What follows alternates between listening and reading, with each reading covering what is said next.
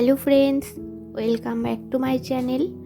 আজ আমি তোমাদের সাথে শেয়ার করব টক মিষ্টি আমের আচারের রেসিপি। তো কাঁচা আম রোদে শুকিয়ে সেই আম দিয়ে আমের আচারের রেসিপি আজকে তোমাদের সাথে শেয়ার করব। তো চলো আর বেশি দেরি না করে রেসিপিটি শুরু করি। সবার প্রথমে আমি এখানে কয়েকটি কাঁচা আম নিয়ে নিয়েছি। তো আমগুলির খোসা ছাড়িয়ে নেব।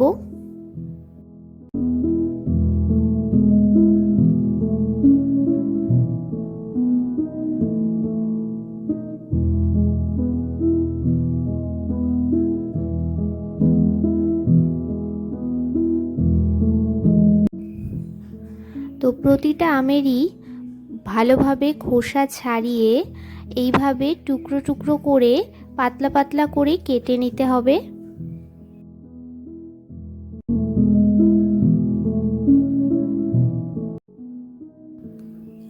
তো এখানে আমি এইভাবে আমগুলি ছোট ছোট পাতলা পাতলা করে কেটে নিচ্ছি। এইভাবেই প্রত্যেকটি আমের খোসা ছাড়িয়ে পাতলা পাতলা করে টুকরো টুকরো করে কেটে নেব।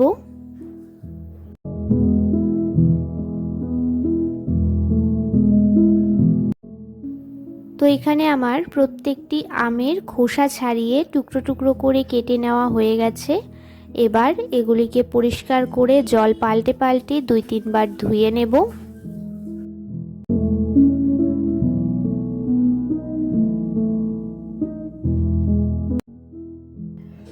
তো আমগুলি পরিষ্কার করে জলে ধুয়ে আলাদা পাত্রে তুলে নিয়েছি।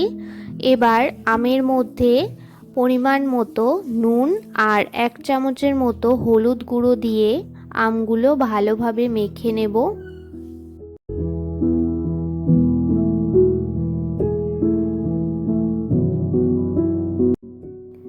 নুন আর হলুদটা দিয়ে আমের টুকরোগুলো ভালোভাবে মাখিয়ে নিয়ে রোদে শুকোতে দেব প্রায় 1 থেকে 2 দিনের মতো।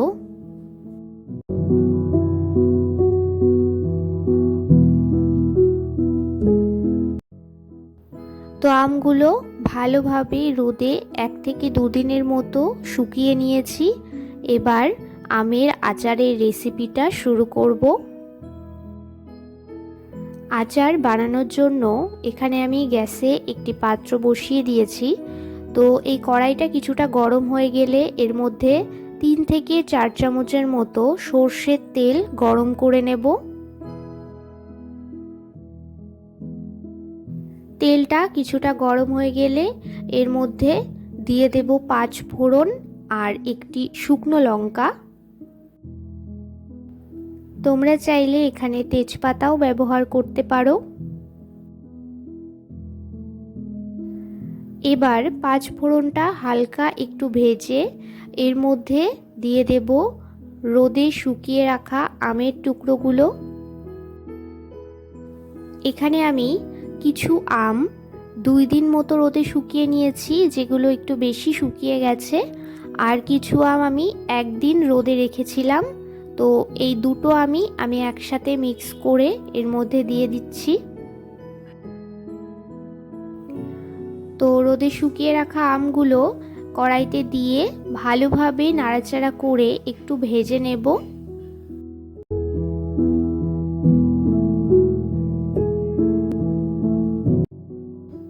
তো বেশ কিছুক্ষণ একটু নাড়াচাড়া করে নেওয়ার পরে এর মধ্যে অল্প জল দিয়ে একটু ঢেকে রাখবো।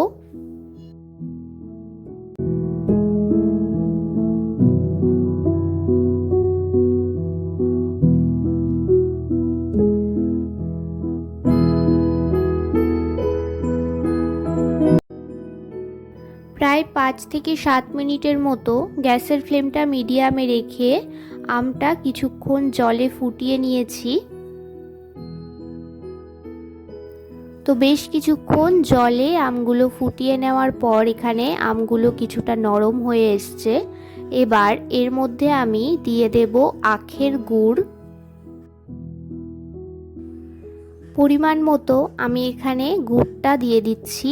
তোমরা চাইলে এখানে গুড়ের পরিবর্তে চিনিটাও ব্যবহার করতে পারো, তবে আমি এখানে আখের গুড়টা ব্যবহার করছি।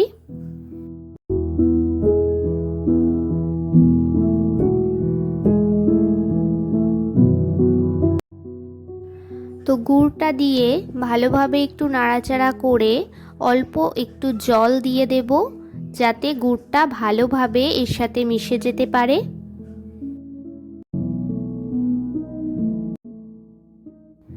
সব কিছু ভালোভাবে নাড়াচাড়া করে মিশিয়ে দেব।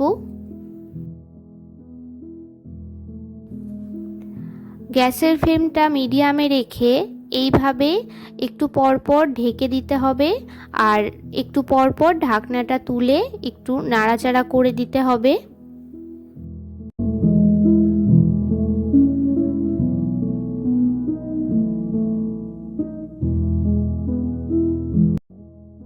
তো এখানে দেখো গুড়টা ভালোভাবে আমের সাথে মিশে গেছে ও বেশ কিছুটা পরিমাণে জল বেরিয়ে এসছে। এবার খুব ভালোভাবে এই এক্সট্রা জলটা শুকিয়ে নিতে হবে। এই পর্যায়ে তোমরা একবার চেক করে নিতে পারো যে এখানে গুড়ের পরিমাণটা ঠিক আছে কিনা। যদি তোমাদের প্রয়োজন পড়ে তাহলে এখানে আরও গুড় বা চিনি অ্যাড করে দিতে পারো। তো আমার এখানে গুড়টা একটু কম মনে হয়েছে, তাই আমি এখানে আরও কিছুটা পরিমাণে গুড় দিয়ে দিচ্ছি। আবারও সব কিছু ভালোভাবে মিশিয়ে কিছুক্ষণ ঢেকে ঢেকে এটা করে নেব।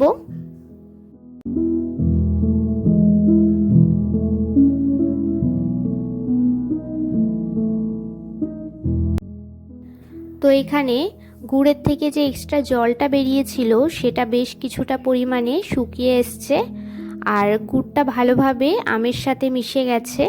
এবার কিছুক্ষণ নাড়াচাড়া করে এর মধ্যে দিয়ে দেব আচারের জন্য যে গুঁড়ো মশলাটা করে রেখেছি, সেই মশলাটা এর মধ্যে অ্যাড করে দেব।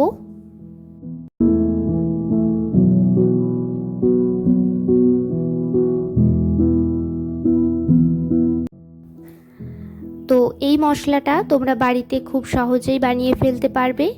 আমি শুকনো খোলায় গোটা জিরে, ধনে, মৌরি, তেজপাতা, শুকনো লঙ্কা ও গোটা গোলমরিচ একসাথে একটু শুকনো খোলায় ভেজে এটাকে গুঁড়ো করে নিয়েছি। তো এই মশলাটাই আমি এর মধ্যে 1 থেকে 2 চামচের মতো দিয়ে দিচ্ছি।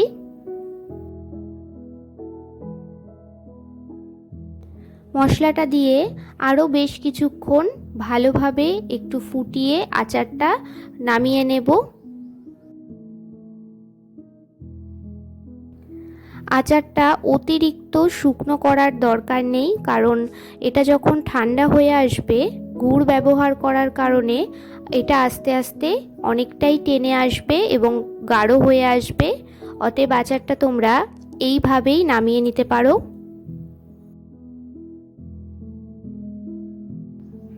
তো এখানে আমার আচারটা একদম তৈরি হয়ে গেছে। এবার আলাদা পাত্রে নামিয়ে নেব।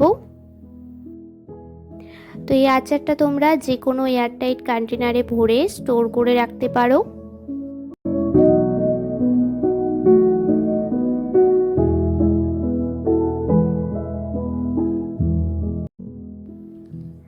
আচারটা নামানোর আগে আমি আরও কিছুটা ভাজা মশলা এখানে অ্যাড করে দিলাম।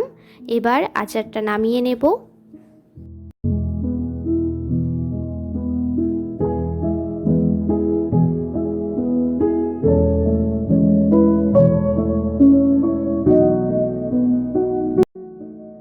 তো এখানে আমি কাঁচা আম দিয়ে তোমাদের সাথে আচারের রেসিপিটা শেয়ার করলাম।